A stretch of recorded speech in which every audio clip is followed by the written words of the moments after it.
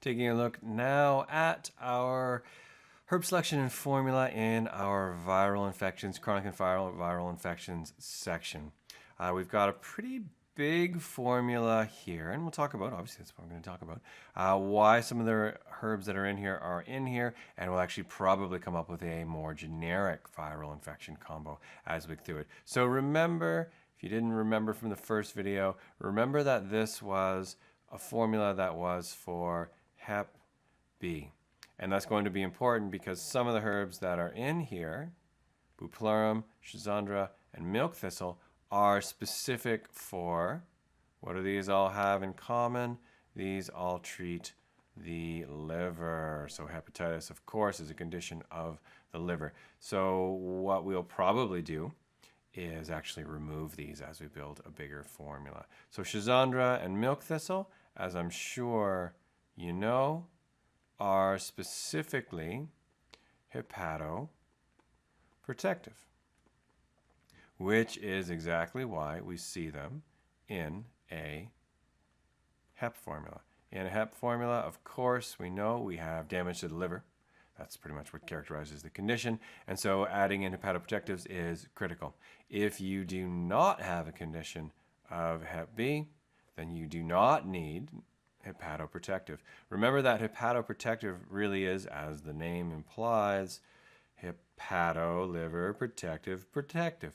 If there's not damage being done to the liver, you don't need to use a hepatoprotective. A lot of people confuse hepatics, which improve the function and the activity of the liver, with hepatoprotectives, which, as the name implies, protect the liver. So hepatoprotectives we use specifically when, look at that, I can do it. We use specifically when there is, of course, damage, and usually that damage is due to meds or recreational drugs. You know, the line between these kind of is blurring more and more. Or we have an infection and, of course, alcohol. Anything that causes damage to the liver. Probably, well, any of these can do it. These are all cases for hepatoprotectives. If you do not have these things or something else that might possibly damage the liver, then again, you do not need hepatoprotective. Bupleurum, before we kind of clear out this hepatic section, Bupleurum is a herb that works almost exclusively on the liver. So this one is, as we've got here, a liver herb. It's a mild hepatoprotective, but its mechanism of action is different. The mechanism of action of these two is actually very similar constituent lignans that actually do act specifically as hepatoprotective. Bupleurum is more of a general hepatic, but it's a little different than some of the other hepatics in that it doesn't have any laxative effect. In fact, it's thought to kind of help lift things up and keep things moving or dispersing in that way. So what we're going to look at now is this formula, but what we're going to do is actually reformulate it. So this is a strong and a big formula, and in fact, I've used a formula very similar to this in active hepatitis before. But let's, for a moment, assume this is not hepatitis, and we just want a really strong antiviral formula. Let's say there's a different viral infection that we want to work with. We would take these out. Now, these aren't very highly represented. It's only 10 of our formula here. But now we've got a little tighter formula, and we're going to add in I'm going to add in one more herb. Assuming this patient is not on meds, I think St. John's wort is indeed a very good antiviral. Hypericum, perf if you want the long one. Perf, oops, that's worf. We don't want that. And let's see what we've got here. I forget what we pulled out entirely. I would bring this up. I'm going to bring this up. Let's take a look. So we've got 20, 20, 15, and 10. You could take Barberry out as well. And you know what? Let's just like increase this. Let's put in Golden Seal. Let's make this a really strong formula for a really strong infection. And as you probably remember, we've talked about this several times, the two factors that influence the really the strength and the intensity, the dosing, everything that summates to intensity of your formula are going to be vitality of patient and strength of the pathogenic factor. So here we're starting to put together a pretty serious formula, assuming we've got a strong pathogenic factor because it is actually lodged in the interior. You weren't able to have it invade and then get kicked out. This is something that's come in and it's stayed and it's set up residence. We're going to see that in our next section on chronic sinusitis as well, where it's something that should be cleared but hangs out. We're going to talk in that same next section about chronic bacterial and fungal infections. So here we're talking about viral, more in the sense of chronic viral. And here's making a formula that says, yeah, we're going for this and we're going for it pretty big.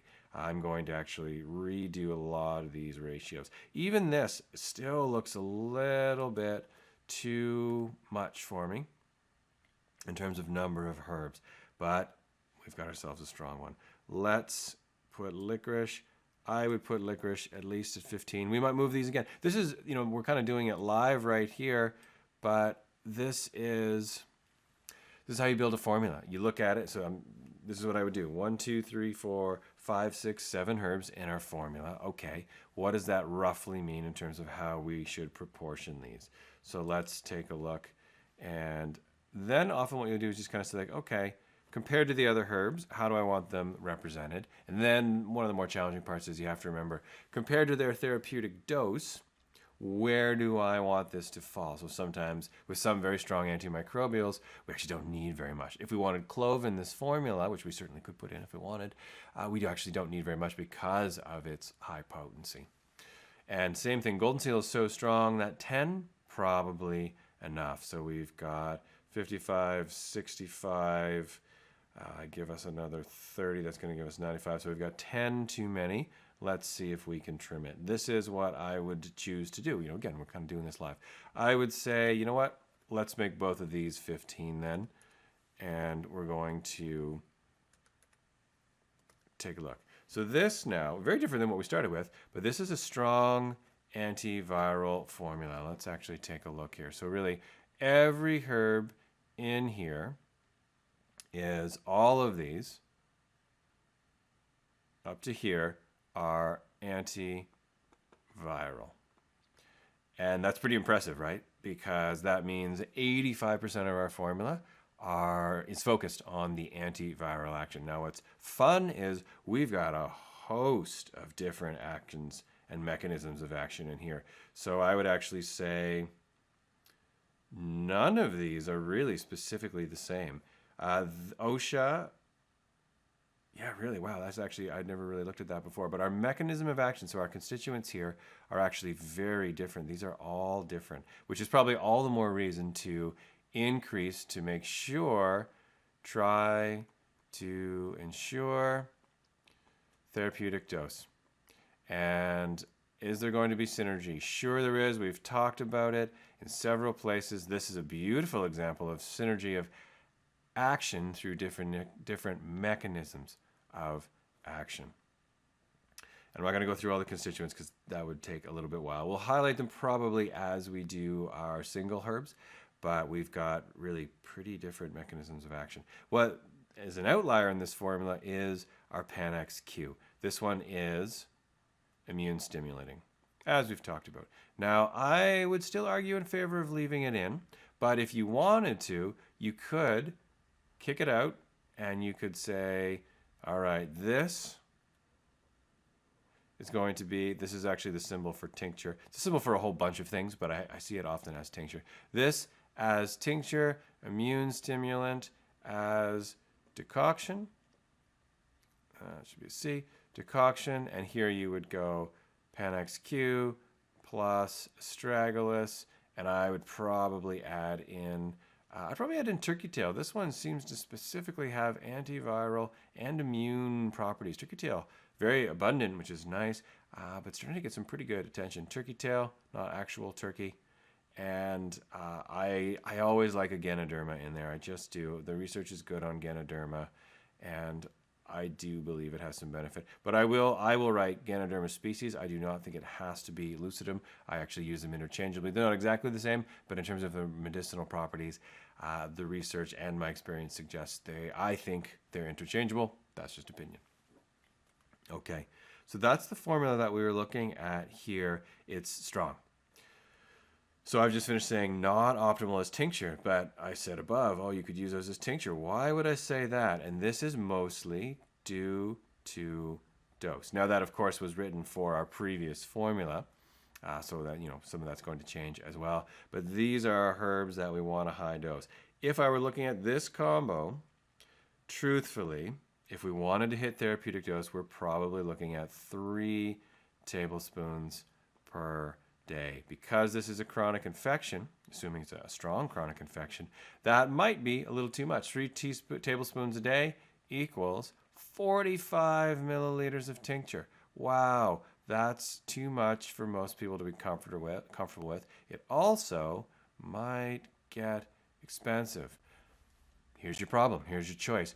Do you say, yeah, it's going to be expensive, but this is a big infection and we want to clear it, and I think this is what's required to make it happen? I would not be afraid to give that dose. I would not, in this case, be even afraid to give that dose for 3 weeks. Let's see if we can do some quick math here. I don't know if I can. 45 mils times 20 days, so that should be fairly easy to do. That's going to be roughly.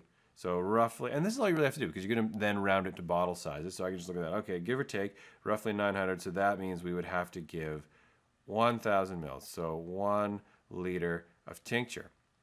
How much is that going to cost? For 3 weeks, is this going to be reasonable? Are you comfortable with this? And this is just a choice you're going to make.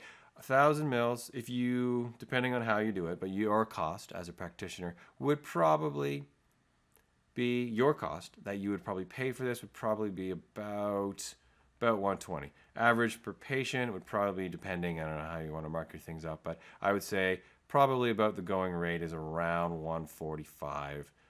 That would be about what you probably pay commercially for a liter of tincture. Your choice here. How do you feel about this? Is $145, if that's what your patient is paying, for 3 weeks of treatment, are you okay with that? If it's a strong infection, hepatitis, if this was actually hepatitis, I probably am okay with that. Now, if it's actually hepatitis, however, I might not do that, because guess what? That's a lot of alcohol. So you may actually say, well, I don't think I want to give that much alcohol to someone who has hepatitis. Or you might say, I don't care. I think you can handle it. That's your choice. Lots of choices to make. You have to make them. Let's look at other ways to do it, though.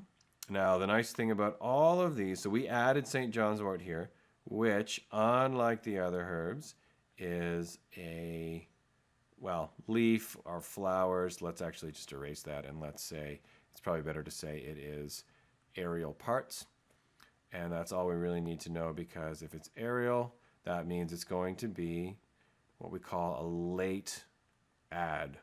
Now that might be more complex than you want, so then you might go back and say like, well, I like St. John's wort, it's a good antiviral, but I want to keep it simple for my patient, so let's just take this, let's actually just take it out, and let's put in another bark, root, etc. Or just take it all together, your choice. You could do that. Or you could say, I'm going to put all of these together, St. John's wort, I'm going to give you on the side, and I want you to add it after the decoction. So a late add means after 45 plus minutes. Truthfully, with something like this, yeah, 45 would probably be fine with something like this. 45 plus minutes of decoction, then simmer. You're going to have to let it cool anyway, so it's not really actually a problem most of the time in practice. Simmer 20 minutes with your late add. And it's not a big deal. It's an extra step. So every time you add an extra step, it should be worth it. If you're dealing with a strong chronic infection, your patient might be okay with it. Your choice. So we would say generally you would not be able to really use this above as an infusion. Most of these don't infuse very well. Decoction would be pretty good. As you probably already know, I've written down for at least an hour. 45 minutes probably fine here. Probably one of the bigger reasons here that it was at an hour is bupleurum, which was in our previous formula. That one really does need a good 45 minutes at least. These that we've got left, though, these are probably fine, 45 minutes. I love I would take high out of here. It doesn't have to be on high. Just cook on a slow cooker overnight and drink this throughout the day. So, here we've got about 8 tablespoons to 5 cups. So again, normally we say roughly 1 tablespoon per cup, but here we've obviously increased our proportions. Strong formula. That's what we're going for. Hopefully, I'm sure it has. That's come through in talking about here. Please don't be afraid to use herbs in high doses where indicated. Now, what I don't have on here is the duration. That is pretty important. Strong formula, you want to be careful. So I would say, so like we said, no, it's already erased, 3 weeks, sure. I'm not afraid of 3 weeks, but monitor, because you might have side effects. This is a strong formula. You might have side effects. Most likely side effects that I anticipate here would be GI, because St. John's wort is a little hard on the gut. Golden seal is definitely a little hard on the gut. I would even say all 3 of these also a little hard on the gut. These 2, because they're sweet, these will help actually counter. That's not specifically why they're in here, but that they will help counter that a little bit. If you used astragalus, that would also do that. You could also use Cotinopsis, those would all be fine. So 3 weeks, monitor for any adverse effects, side effects, and then definitely re-evaluate. You could, but I wouldn't want to use this more than 6 weeks consecutively, because I think that would just be too strong. So if someone was using it for 6 weeks, even if they're seeing great results, I'd probably say, all right, let's just see what happens. Almost, not even almost, guaranteed you're disrupting your gut flora. So I don't think I have this anywhere else in here, but we probably should say plus probiotics. I am an advocate. Now, I do prefer food-based. That's just my preference. But you could certainly do them supplementally. Most NDs, by far, I think the majority recommend them specifically supplementally, but I would add probiotics if I were using a formula like this. Okay, let's see if there's anything else we want to highlight here. Yeah, so good. I did write the duration here. I just didn't have it on my screen yet. There we go. Yep, look at that. Wow, really outdid myself on that one.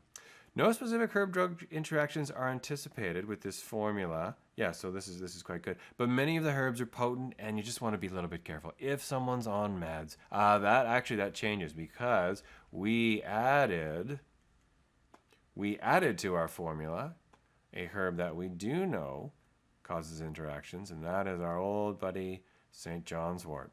St. John's wort is a great herb, but it does interact. That's not a theoretical. Many of the herb-drug interactions are mostly theoretical. This one is not. We do know this has a direct impact on CYP, Phe450, and if I'm not mistaken, it's particularly 3A4.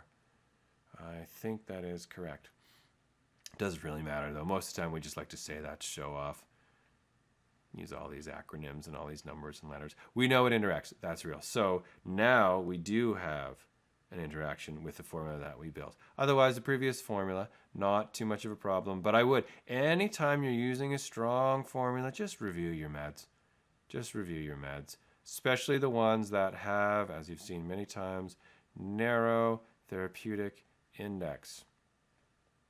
And the ones that have specifically, not necessarily just narrow therapeutic indices, but consequences to their action being altered, particularly if the action happens to be decreased. Those would be, in my opinion, the antipsychotics. If someone has a confirmed condition like schizophrenia or bipolar, I'm very cautious with herbs. Often I won't use them at all. And then the anti-epileptics are probably the next category. There'll be other categories, that's fine, but these are the 2 that red flag for me every time. Okay, I think that should fairly thoroughly cover building our formula. There's always more to say, but we'll wrap it up for that one. In our next section, we're going to take a look at some of the herbs specifically.